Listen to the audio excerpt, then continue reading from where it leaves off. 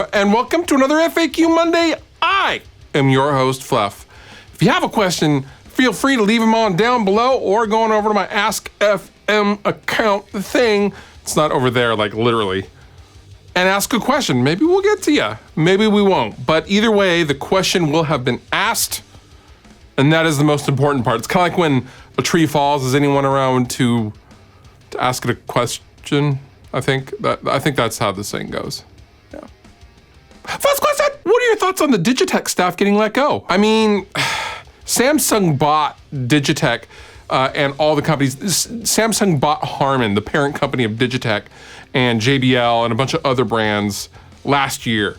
And it's not super shocking because Samsung already has the infrastructure and the staff to run and make all those products already. So I think the hope had been everyone would stay on and it would be business as usual, but obviously that's not how it's gone.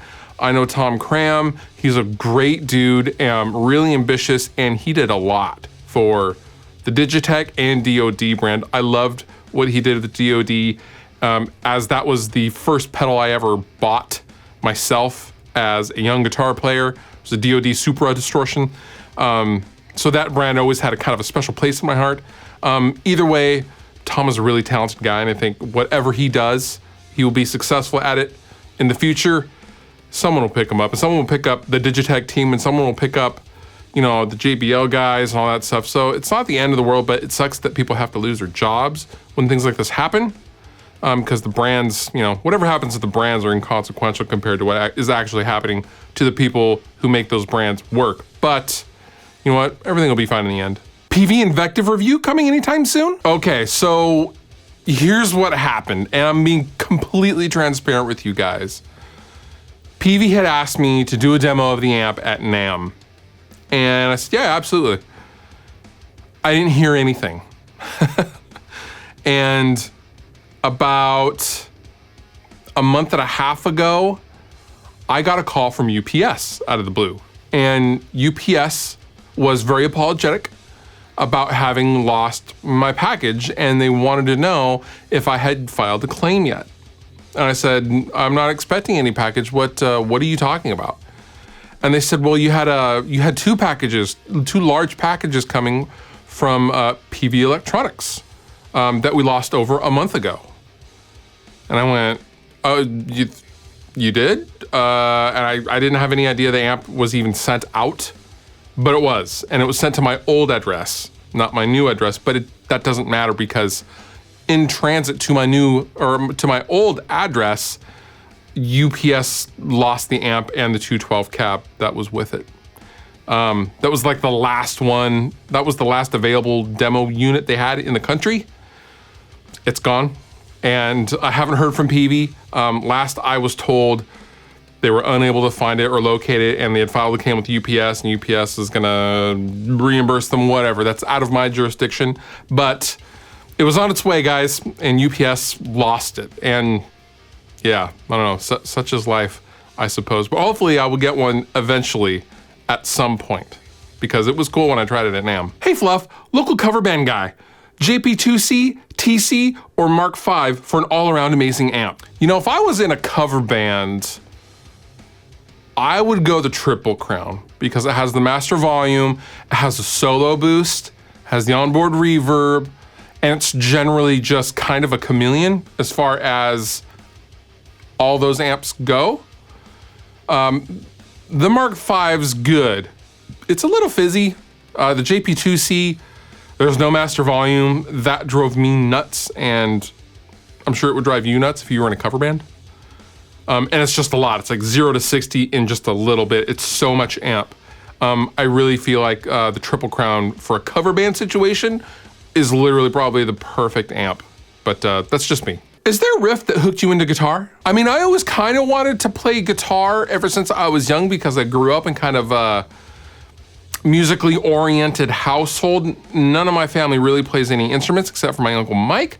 But my mom and dad were very into their music. They had me very young. They were 19 years old, and they were still playing all the records they were listening to in high school just a few years before. So I had my dad, who was super, super into Led Zeppelin and really into Black Sabbath and The Who and Jimi Hendrix, I had that juxtaposed with my mom's music, which she loved Fleetwood Mac and she loved the Cars. The first Cars record was just, I used to listen to that over and over again. She liked the poppy guitar-oriented stuff, whereas my dad really liked the heavy stuff. And I'd always really, really liked the Beach Boys, like Pet Sounds. They used to just wear out on a cassette tape. And my mom used to dub it onto tapes because I would just wear them out and I would just get the copies and listen to those until they wore out, and then she'd make another copy and I'd get another one. So, but with the moment where I was like, okay, I have to pick up a guitar, I was like 12 when Nirvana's Nevermind came out. I was 11 or 12, something like that. I think I was 11. And I didn't have access to that album for like another year or so, but a buddy of mine at school had Nirvana's first album, Bleach, so we used to listen to that all the time. But when I finally heard the Nevermind record, it was In Bloom that made me just go, oh, okay, I need to start playing guitar, because that huge riff, that was just the hugest thing I'd ever heard in my entire life.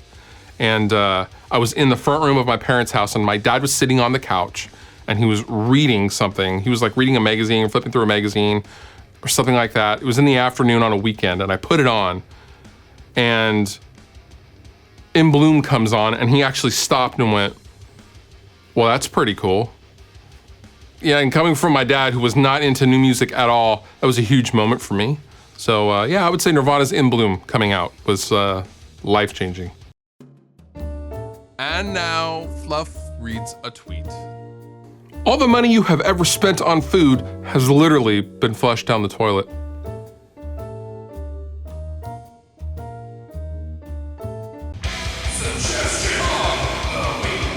My suggestion to you this week is to check out the new music video from my homeboys, the Home Team, for their new single, Ageless.